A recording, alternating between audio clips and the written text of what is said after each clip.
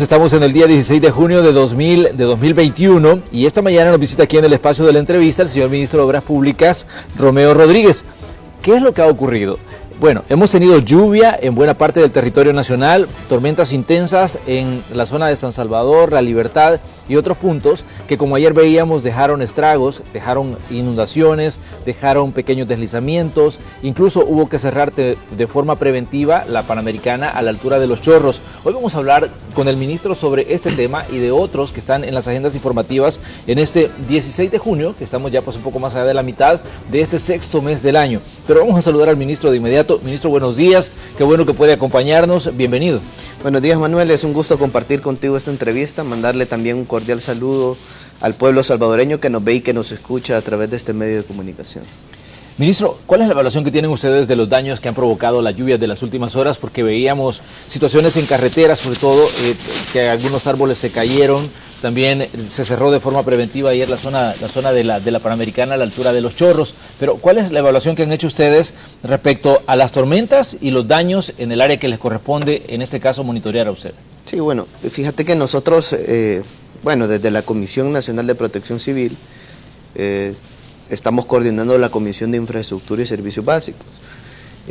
Algo que nosotros detectábamos con las lluvias que recibimos el día de ayer fue que tuvimos precipitaciones de 90 milímetros a 150 milímetros por hora. De hecho, según las comparaciones que nosotros hacíamos con respecto a los diseños de las diferentes obras de paso que se construyeron en algún momento en la ciudad, solo estas lluvias sobrepasan la capacidad de cualquier obra que se pueda realizar y proyectar a 50 años, por ejemplo. Claro. Entonces, por eso es que tú ves también diferentes cosas que sucedieron. Y es algo que, digamos, si bien es cierto, habíamos tenido ese tipo de precipitaciones, pero no habíamos tenido esa intensidad en tanto tiempo, porque fueron 90 minutos en los cuales tuvimos esa intensidad de lluvias. Normalmente, cuando viene el invierno, tenemos cerca de 15 minutos en los cuales tenemos esta intensidad de las lluvias, pero no tenemos 90 minutos como tuvimos el día de ayer. Entonces ahí tú puedes ver, por ejemplo, incluso en las fotografías que se muestra, todo el tramo de la Quebrada del Piro, por ejemplo, la quebrada del sector de la Quebrada de la Mascota, donde está la comunidad La Cuchilla, fue desbordada, está el sector donde está Multiplaza, la Gran Vía, fue desbordada totalmente por la capacidad que tiene la bóveda en las zonas, es decir, fue totalmente sobrepasada cualquier obra de paso que se construyó con una proyección a 50 años. Y esta bóveda, por ejemplo, todo el agua que viene de esta bóveda pasa por diferentes sectores. Pasa también por el sector de Brisas de San Francisco, la Nueva Israel, por eso viste también afectaciones en ese sector.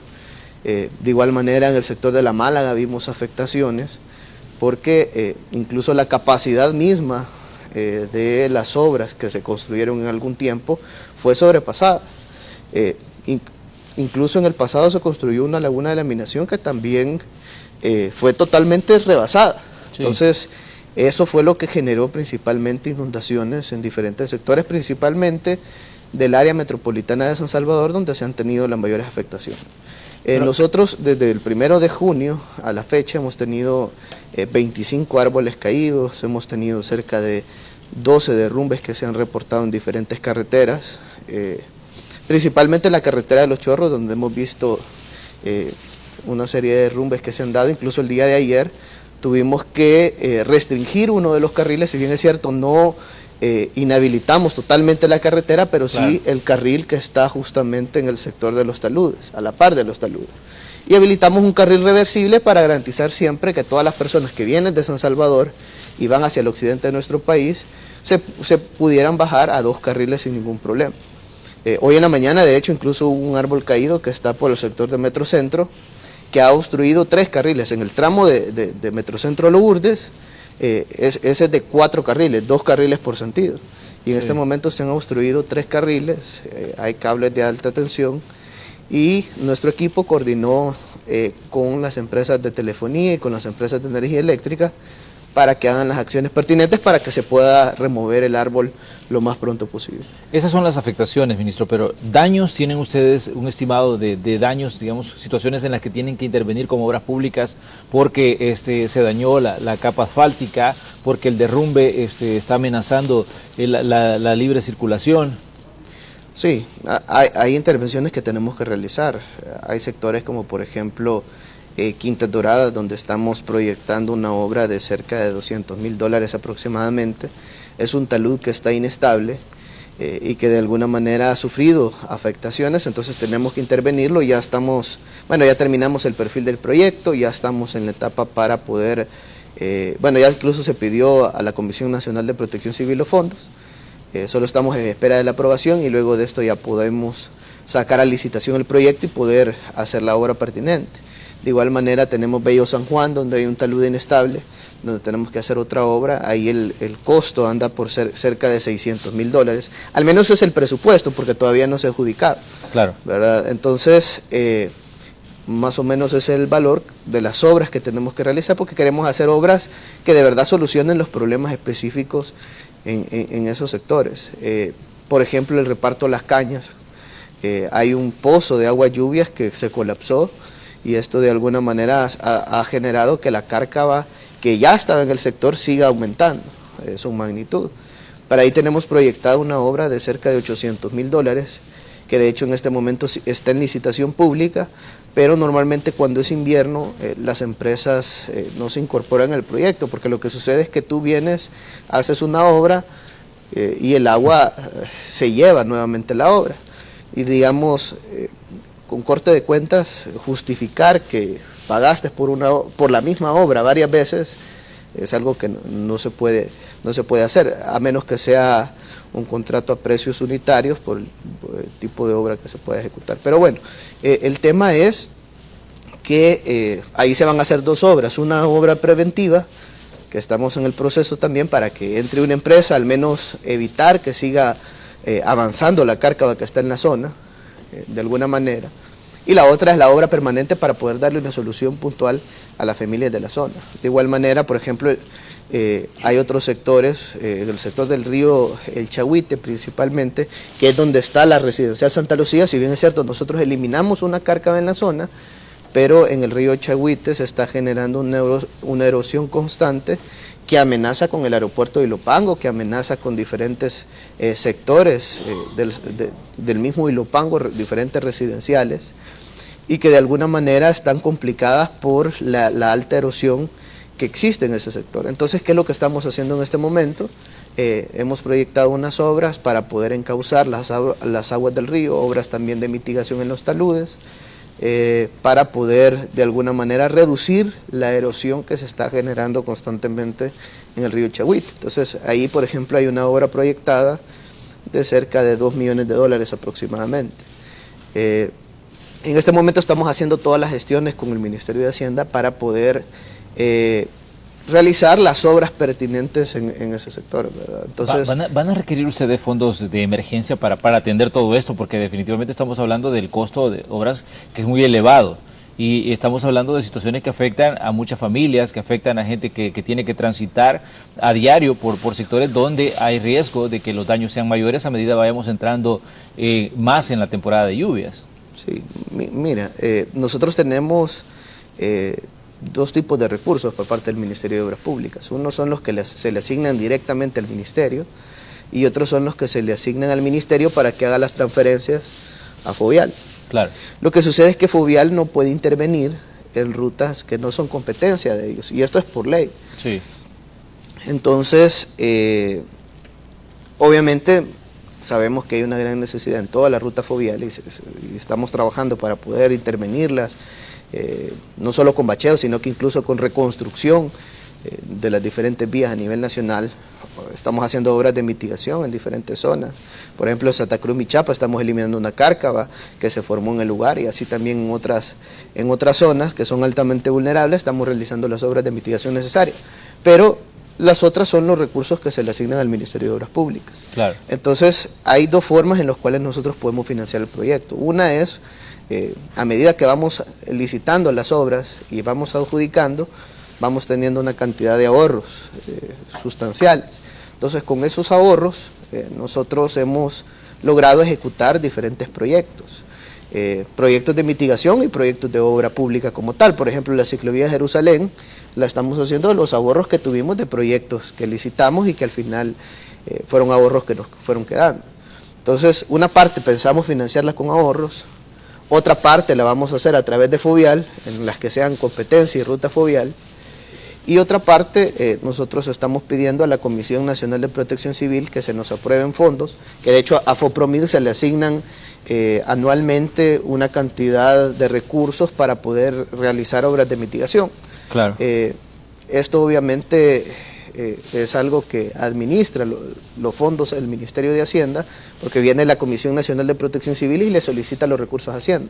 Entonces Hacienda es la que asigna los recursos para poder realizar las obras de prevención o las obras que se tienen que realizar en cualquier sector. Entonces, ¿qué es lo que estamos haciendo? Solicitándole a FOPROMID, en este caso al Ministerio de Gobernación, y el Ministerio de Gobernación le pide al Ministerio de Hacienda fondos para poder ejecutar obras que son sumamente necesarias y que ya vienen, de hecho, destinadas en el presupuesto general de la Nación. Entonces, eso, por esa vía, al menos en este momento, estamos tratando de financiar los diferentes proyectos. Por ejemplo, tenemos todo este tramo de una bóveda que de hecho incluso pasa por Canal 12, pasa por todo el tramo del Piro, por ejemplo, lo que tenemos en Brisas de San Francisco. Entonces tenemos que realizar una reconstrucción de toda la cama hidráulica y mejorar esta bóveda que de alguna manera ha sido afectada por las diferentes lluvias y que su capacidad hidráulica ya fue sobrepasada, incluso según los registros que tenemos, porque lo de ayer fue una lluvia normal, incluso sí. Ahorita son lluvias normales. Entonces, si ya con lluvias normales tenemos precipitaciones de 90 milímetros por hora a 152 milímetros por hora aproximadamente, y según nuestros diseños, al menos los que se realizaron en el pasado, han sido sobrepasados ya, incluso con proyecciones de 50 años, y ya fueron sobrepasados. Entonces tenemos que irnos adaptando a todo este tema del cambio climático y de las diferentes lluvias, porque es decir, ahorita no tenemos una tormenta tropical, no tenemos un huracán, no tenemos ningún evento natural extraordinario que pueda afectar, y aún así ya estamos viendo las afectaciones que pueden causar las diferentes lluvias. Ayer, ministro, como siempre se cerró pues de forma preventiva la zona de la Málaga y los dos puentes que están ahí. ¿Cuál es la situación real de estos lugares? Porque recordemos que ahí hubo una tragedia que le costó la vida a por lo menos a 30 personas y luego se comenzó a hacer obras de mitigación en la zona, pero la situación parece que no ha cambiado mucho por la situación que el río sube y de pronto zonas que se supone estarían seguras con las mitigaciones que hizo no lo son. Sí. Nosotros con el Banco Interamericano de Desarrollo trabajamos un plan maestro, se contrató por parte del BID una consultora española para poder realizar los estudios de un plan maestro de aguas lluvias en el área metropolitana de San Salvador. En esto se determinaron diferentes obras que se tenían que realizar en nuestro país, principalmente en el área metropolitana. Claro. Entre ellas habían cerca de 7 lagunas de laminación, una serie de obras de drenaje, tanto en Santa Tecla, San Salvador, La Libertad y otros sectores aledaños, para poder mitigar los riesgos de inundaciones en los diferentes sectores. Por ejemplo, una de las obras que nosotros ya ejecutamos fue en el Boulevard Merliot. No sé si tú te recuerdas, claro, que en el Boulevard Merliot normalmente se daban inundaciones en el sector del Platillo. Sí. Entonces hicimos un sistema de drenaje urbano sostenible, donde incluso el agua lluvia es reutilizada para los baños y para otras cosas. Pero con este sistema de drenaje hemos visto que ya no se están generando las inundaciones que se daban normalmente en la zona. Pero eso es una parte de las obras que en ese momento teníamos los recursos por las diferentes licitaciones que hicimos, tuvimos ciertos ahorros y con los ahorros se licitó. Pero bueno, se hicieron esas obras. Pero también hay otras obras que se deben de hacer. Normalmente las cosas siempre en el país se han pensado de una manera aislada, y te voy a dar un ejemplo. Claro. En la Málaga, por ejemplo, se hizo una laguna de laminación, que de hecho está dentro del plan maestro de aguas lluvias, que se ejecutó con el Banco Interamericano de Desarrollo y que se terminó en diciembre del año 2019. Pero la cuestión es que cuando se diseñó la laguna de laminación, la hicieron pensando que iban a ser el resto de lagunas. Entonces en la primera lluvia, de hecho en la tormenta Amanda y Cristóbal, ya la laguna de laminación se dañó, es decir, el primer evento natural que se tuvo, la laguna de laminación que hizo el FMLN se dañó. ¿Por qué? Porque se diseñó pensando en otras cosas. Pues es como los pasos de nivel, por ejemplo, tú puedes tomas un corredor y tienes 4 o 5 redondeles y 3 semáforos, si solo haces un paso a desnivel en un redondel, después te vas a ir solo trasladar el tráfico de un lado a otro. Eso se podría decir, ministro, lo que ha pasado con el paso del Jaguar, que de pronto el paso del Jaguar agiliza el tráfico ahí, pero tenemos el problema cuando se llega al monumento Hermano Bienvenido a Casa, que ahí es donde se hace el cuello de botella, que genera una larga cola de tráfico que abarca un buen tramo de carretera, debido pues a que se pasa la zona del paso del Jaguar, pero se cae en el congestionamiento más adelante. Sí, porque no se piensan en corredores integrales, o al menos no se hicieron las obras en el mismo momento que se tenían que ejecutar para que de verdad generara una solución. Entonces, en este caso, las lagunas de laminación de igual manera se diseñaron, pero al menos la de la Málaga, que es la única que se diseñó y que se construyó, que de hecho no estaba terminada cuando llegamos, nosotros llegamos a terminar, pero lo que te quiero decir es que se diseñó para, en teoría, tener otras lagunas. Entonces a la primera lluvia se dañó. Entonces obviamente tenían que hacer un diseño contemplando toda la capacidad hidráulica necesaria para no sufrir ese tipo de daños. Pero bueno, ¿qué va a hacer el ministerio entonces? ¿Va a reconstruir esa laguna dañada y va a construir las otras o qué? De hecho esto lo vimos por garantía con la empresa, ¿verdad? Obviamente ahora ya no es como antes, que se favorecía a la empresa a costa de los recursos del pueblo salvadoreño, sino que ahora de verdad, si por ejemplo algo está mal, nosotros hacemos los reclamos necesarios, como hicimos con el Bypass de la Libertad. En este caso, de igual manera, hicimos el reclamo e incluso ya se reparó parte de los daños que había sufrido la laguna. Pero sí tenemos proyectadas otras obras que tenemos que ejecutar. Obviamente, todo esto pasa por la asignación de recursos para que el Ministerio de Obras Públicas pueda realizar las ejecuciones necesarias. Pero sí hay proyecciones en ciertos sectores, por ejemplo, en el Piro, o sea, hay proyectada una laguna de laminación que se tiene que ejecutar en la zona, que anda cerca de un valor de $10 millones. Obviamente al tener los recursos vamos a poder ejecutarla, pero mientras tanto nosotros estamos trabajando en los diseños de ingeniería de ese proyecto. Así también hay otros sectores donde tenemos que realizar obras de drenaje, mejorar la capacidad hidráulica. Santa Tecla, por ejemplo, tú puedes ver cómo se dan diferentes inundaciones, porque los sistemas de drenajes fueron construidos para tener una capacidad en el tiempo que se construyeron, por ejemplo, de tener las tuberías de 10.000 viviendas, por ejemplo. Sí. Ahora tú tienes 50.000 viviendas en la zona y tienes la misma, y todos están conectadas a la misma red que se construyó con una capacidad. Ministro, sobre este tema en específico hay diferentes situaciones que se dan en cuanto al tema de los drenajes. De pronto también tenemos que mucha gente lanza la basura a la calle y eso se convierte en tapones de los resumideros y los diferentes drenajes. Incluso hemos visto imágenes de algunas quebradas saturadas de basura, porque el ciudadano muchas veces, para resolver su problema en casa, tira la basura a la quebrada, y esto se convierte en un problema que luego incluso repercute en la labor que ustedes hacen. Y es ahí donde usted dice, de pronto los drenajes no tienen ya la capacidad. Y si a esto se le suma la cantidad de basura que baja por estos drenajes, tenemos situaciones como las que vimos ayer en Santa Tecla, como las que hemos visto en otros puntos del país, donde se convierte en lagunas prácticamente las calles. Sí, y es que son dos cosas, ¿verdad? Una es parte de la limpieza, que eso es, digamos, algo primordial que se debe realizar en los diferentes sectores. De hecho, como ministerio hemos estado apoyando en Mexicanos, en Apopa, y en otros sectores. Incluso hemos llegado en diferentes ocasiones a la colonia Santa Lucía para poder limpiar los pozos de agua lluvias, para poder recoger la basura, para poder realizar diferentes actividades y evitar que los drenajes se estén tapando. Eso es una parte. Obviamente hay momentos que nosotros nos hemos dado cuenta que hacemos la limpieza de las alcantarillas, hacemos limpieza del sistema de drenajes y horas después o minutos después ya está nuevamente sucio, y lo vimos en diferentes zonas, porque muchas veces las personas no están acostumbradas a botar la basura donde corresponde. Claro. Obviamente hacemos un llamado a la población a que tomemos conciencia sobre este tema, es sumamente importante cuidar nuestro medio ambiente y cuidar también nuestras vidas, porque depositando los desechos sólidos donde corresponde es como vamos a poder salvaguardar la vida de los demás, porque vamos a evitar el riesgo de inundaciones o cualquier problemática que se puedan generar en cualquier carretera. Por ejemplo, alguien puede estar en su vehículo y puede tirar la basura. Obviamente esa es una parte del problema, ¿verdad? No significa que sea todo, porque pues, nosotros podemos hacer limpieza en diferentes zonas y no por eso se va a dejar de inundar. Y te puedo dar ejemplos. La colonia Santa Lucía. Claro. Nosotros podemos hacer toda la limpieza 10, 20 veces si es posible en un mismo día.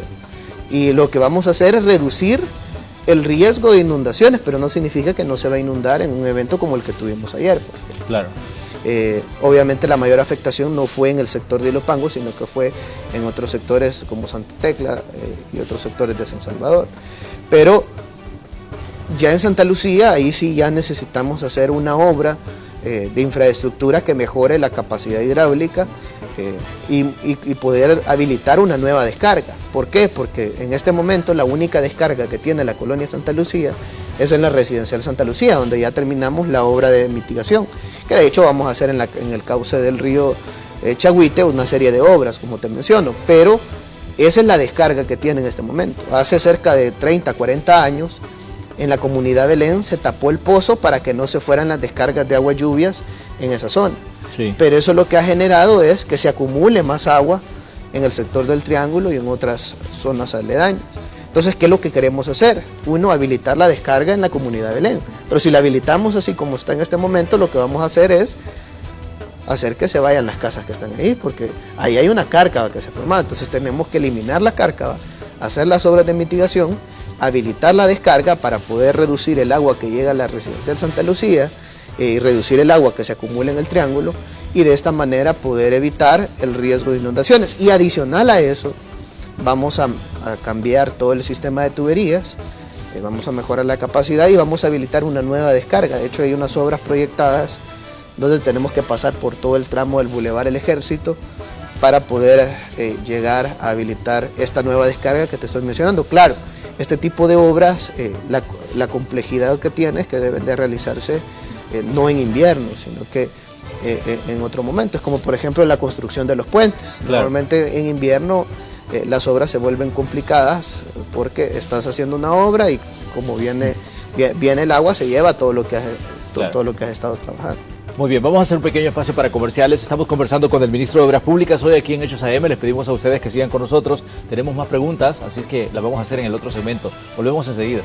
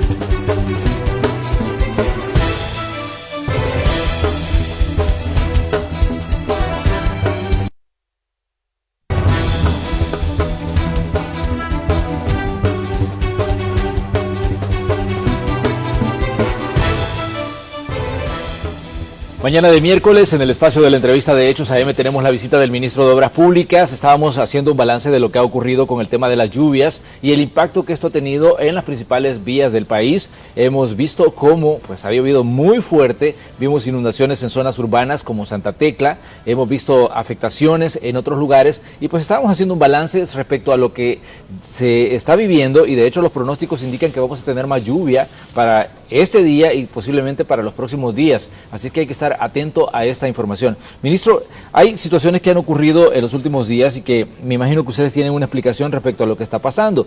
Se publicaba ayer que en el Consejo Municipal de San Salvador se había llegado a un acuerdo para cederle un tramo de terreno, en este caso a Obras Públicas, para que haga unas rampas en la zona de la Jerusalén.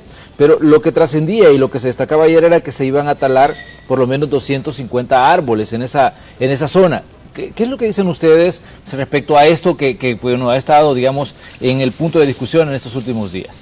Sí, bueno, nosotros cuando llegamos al gobierno empezamos a revisar los diferentes proyectos. No sé si tú te recuerdas que en el gobierno del ex ministro de Obras Públicas decían que en la Diego de Holguín había corrupción y efectivamente hubo corrupción. Claro. Pero cuando revisamos el proyecto nos dimos cuenta que también en el gobierno del FMLN hubo corrupción, incluso la obra, y eso es de conocimiento de la población, estuvo hasta en sobrecosto. Pues. Fue tan así el sobrecosto que tuvo que se les olvidó o no les alcanzaron los fondos, entre comillas, porque al final cuando dicen que no les alcance, por ejemplo el FMLN porque se lo estaba robando, pues porque el dinero estaba para poder hacer esas obras. Se tenían que construir 4 orejas en la Monseñor Romero. ¿Son los retornos? Que son los retornos que se tienen, o las incorporaciones ágiles, por ejemplo, en la Manuel Enrique Araujo, si tú vas, tenés una incorporación directa hacia la Monseñor Romero después de Casa Presidencial. Claro. Y así hay cerca de 4 orejas que se tuvieron que haber construido, pero el FMLN se robó una. ¿Se robó una oreja? Se robó una de las orejas de la Monseñor. Porque digo que se la robó porque tenía los fondos. Entonces lo que hicieron fue aumentarle el precio al proyecto y no hacer la obra.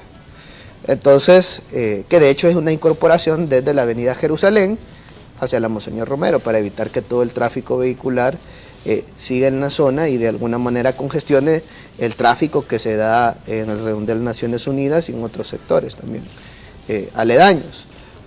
Obviamente porque con este retorno lo que tenés es que los vehículos se incorporarían de una manera más rápida. Es decir, y si alguien quiere ir a Santa Tecla, por ejemplo, se incorpora desde la Jerusalén hacia la Monseñor Romero de inmediato y de ahí te vas por la Monseñor Romero hacia Santa Tecla. Pero bueno, o hacia Occidente. Pero bueno, entonces hemos estado trabajando, porque ni tan siquiera habían hecho el diseño de esa oreja que se debe construir, pero si tú ves la zona, en realidad incluso hay unos árboles que son de cemento, ¿verdad? Entonces, de hecho yo vi los números que ponían y yo decía, bueno, este dato está mal, porque ni tan siquiera es el dato que nosotros tenemos, pues. Es una información incorrecta. Pues lo que nos vamos a volar ahí también son unos árboles de cemento que hay una plancha ahí que se hizo. Obviamente el proyecto incorpora la siembra al principio, bueno, solo esa obra incorpora cerca de 1.700 árboles que se van a sembrar, pero como Ministerio de Obras Públicas estamos trabajando en la siembra de 1 millón de árboles.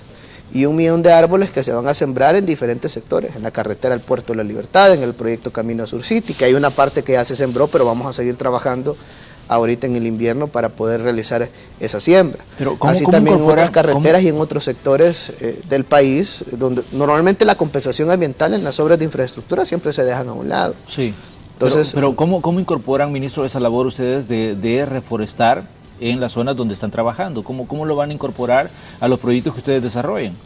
Sí, bueno, yo acabo de crear en este momento, bueno, ya teníamos una dirección ambiental, pero era más que todo para los permisos ambientales, y he creado una gerencia ambiental.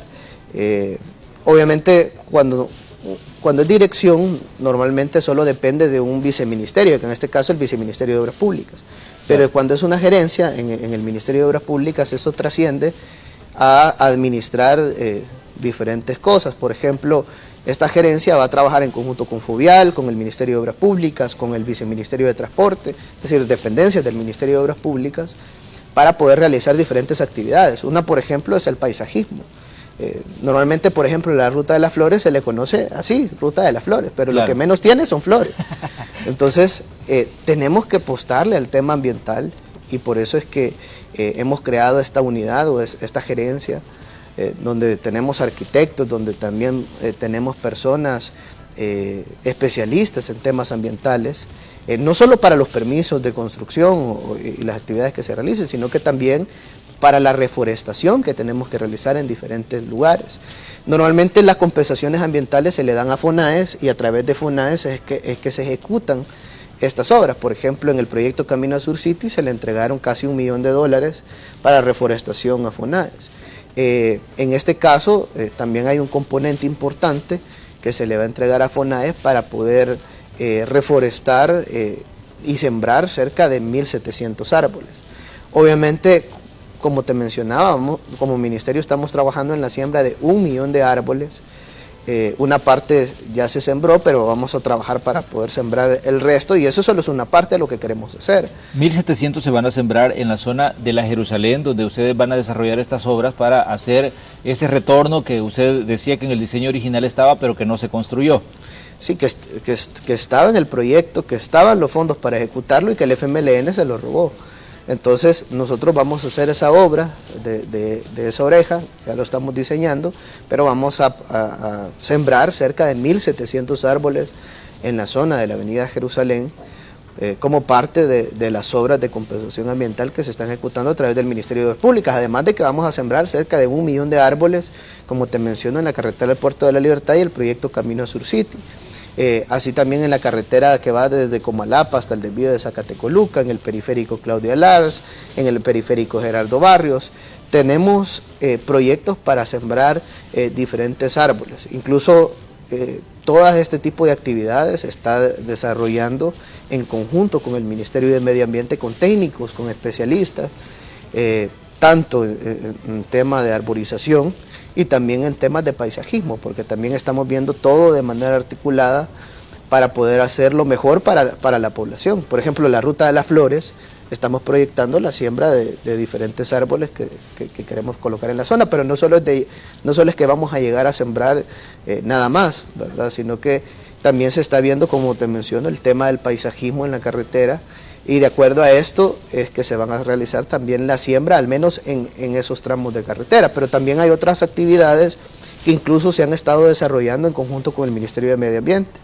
Por ejemplo, el bosque imposible, reservas naturales, donde hemos incluso apoyado en diferentes ocasiones al Ministerio de Medio Ambiente con recursos para poder realizar la siembra de diferentes árboles. Por ejemplo, en el imposible hace unos días estuvo Fovial, estuvo Medio Ambiente, estuvo el MOP, realizando siembra de diferentes árboles como parte de las compensaciones ambientales que estamos realizando. Incluso aunque se haga una obra o aunque no se haga una obra, tenemos que empezar a hacer este tipo de acciones que son sumamente importantes para nuestro país.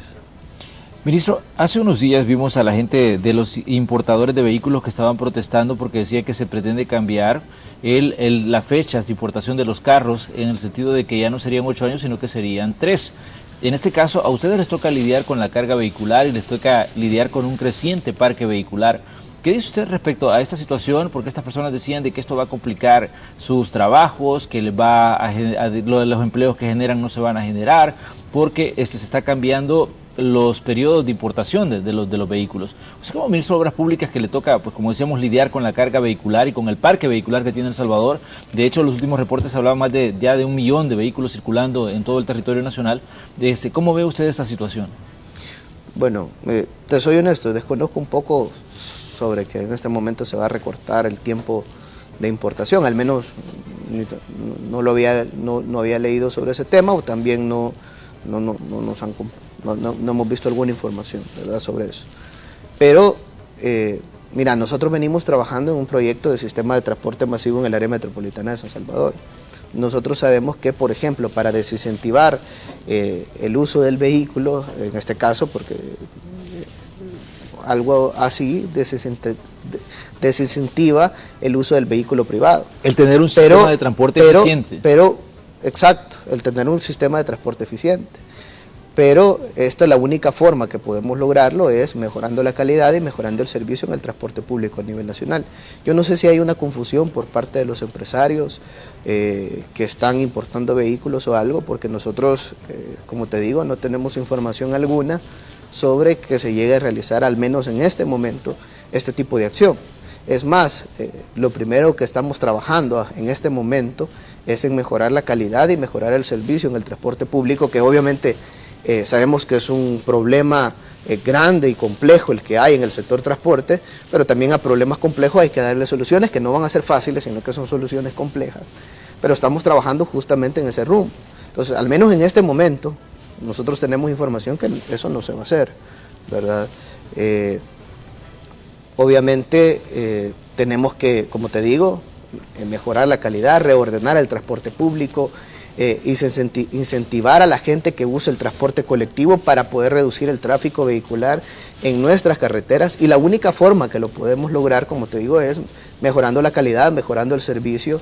Estamos trabajando en el estudio que menciono del transporte masivo en el área metropolitana de San Salvador, que muy pronto vamos a tener resultados fundamentales sobre diferentes corredores. Son 5 líneas de transporte masivo las que se están trabajando en el estudio, y de acuerdo a eso las proyecciones son poder hacer una obra importante que nos haga que las personas que están utilizando en este momento su vehículo particular se puedan movilizar en un nuevo sistema de transporte.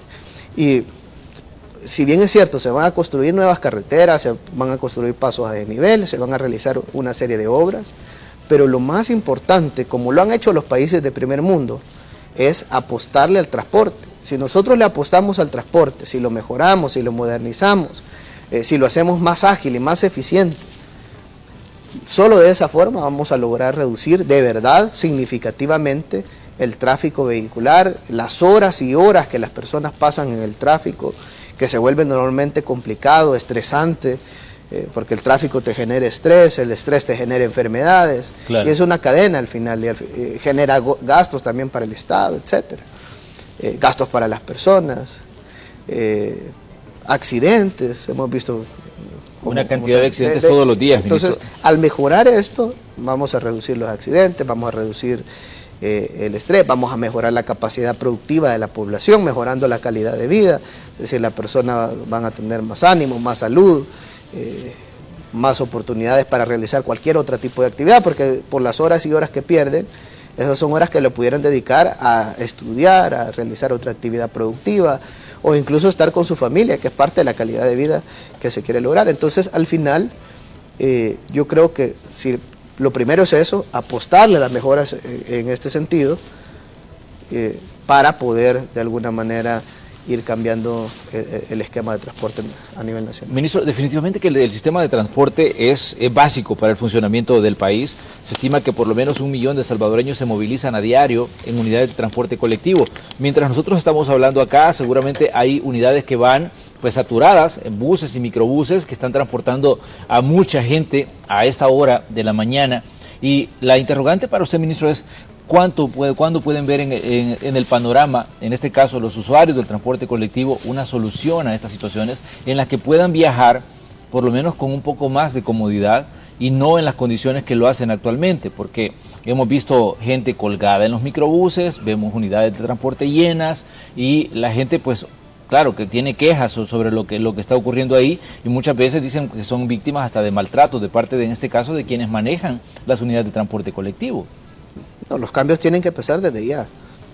Hay cosas como el reordenamiento del transporte colectivo a nivel nacional, que es algo que ya se viene trabajando.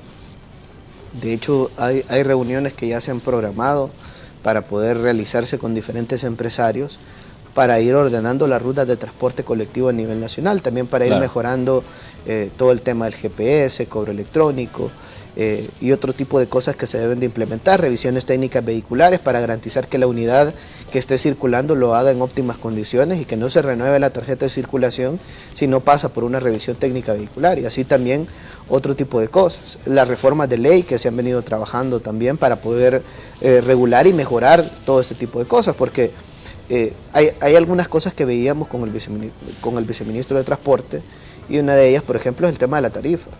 Nosotros obviamente no vamos a permitir que se incremente la tarifa en el transporte público.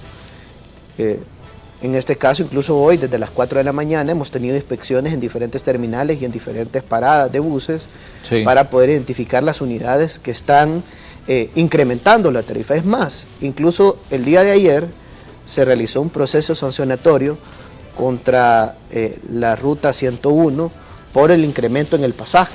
Y esto es porque no vamos a permitir que sea como antes, que es la finca de los empresarios y que ellos eran los que mandaban, incluso estaban en la Asamblea Legislativa y ponían las leyes a su favor.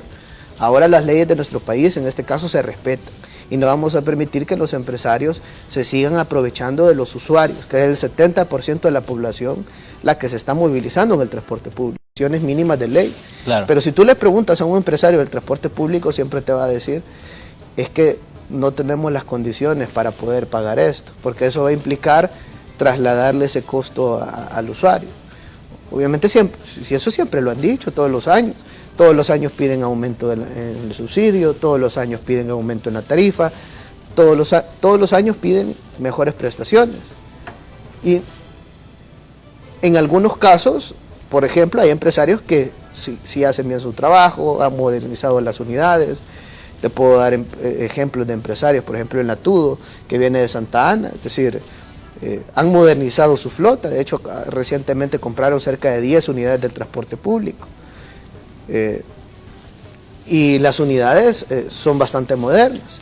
Entonces, y están tratando de alguna manera de cumplir y de mejorar el servicio con estándares de calidad y todo. Entonces, sí se puede hacer. Incluso cobran prácticamente lo mismo que cobran en otros sectores. Claro. Y tienen menos pasajeros, porque si no es la misma cantidad de pasajeros los que se mueven de Santa Ana hacia San Salvador que los que se mueven, por ejemplo, en el área metropolitana. En el área metropolitana es donde se captan la mayor cantidad de ingresos y es donde tenemos que dar ese salto de calidad, porque es donde también tenemos las peores unidades en el transporte colectivo. Ministro, hablando de sanciones a gente que incrementa el costo del pasaje, ¿tienen ustedes un promedio de cuánta gente ha sido sancionada o el nivel de denuncias que ustedes tienen por este punto en específico, que tiene un impacto directamente en el bolsillo de las personas? Sí, mira, en este momento iniciamos 2 procesos sancionatorios contra empresarios, porque la ley lo que te dice es, primero le colocas una infracción de 5714. Eso es lo primero. Lo que pasa es que eso no es suficiente en el caso del aumento del pasaje, porque claro, ¿qué pasa si un empresario tiene 200 unidades y de esas 200 unidades en todas incrementa el pasaje? ¿Y cuántos viajes hizo en el día? Quizás hizo 20, 30 viajes. Y al final tú multas a la unidad que identificas. Quizás se identificaron 3 o 5 o 10, pero en el resto incrementaron el pasaje. Y lo hicieron en todos los viajes que ya dieron. Incluso solo con una unidad ya recuperaron lo que iban a pagar en multa. Entonces al final, bueno, y antes que ni la pagaban, pues, porque, bueno, solo en el gobierno de Arena, desde el 1996 hasta el año 2003, se perdonaron a los empresarios 28 millones de dólares en multas. Y sí, en 2009 lo declararon inconstitucional, y el FMLN ni tan siquiera inscribió en el sistema las multas que tenía que cobrar. Es decir, el FMLN fue cómplice de Arena, como eran lo mismo, para no cobrarle las multas a los transportistas. Entonces, obviamente nosotros ya estamos en ese proceso. La cosa es que hay vehículos que salieron de circulación, hay gente que ya lamentablemente falleció, entre otro tipo de cosas. Pero esa es herencia del FMLN y Arena, 28 millones de dólares al perdonar multas a los transportistas. Pero lo que te quiero decir es, antes no las pagaban ni tan siquiera. Entonces, ahora sí las tienen que pagar, pero igual es risible. Entonces, por eso es que se han trabajado en una serie de reformas de ley para poder aplicar las cosas como deben de ser. Por ejemplo, esa unidad que está incrementando el pasaje, se debe de sancionar, si es posible incluso quitarle la concesión de la línea. Y eso es lo que hemos empezado. Por ejemplo, primero se multó, por ejemplo, en este caso de la ruta 101, se les ha dado derecho incluso para que ellos puedan explicar qué es lo que está pasando, porque lo han hecho en reiteradas ocasiones. Se les ha quitado incluso la compensación económica en algunas rutas por hacer este tipo de actividad, y lo último que queda es quitarles la concesión de la línea.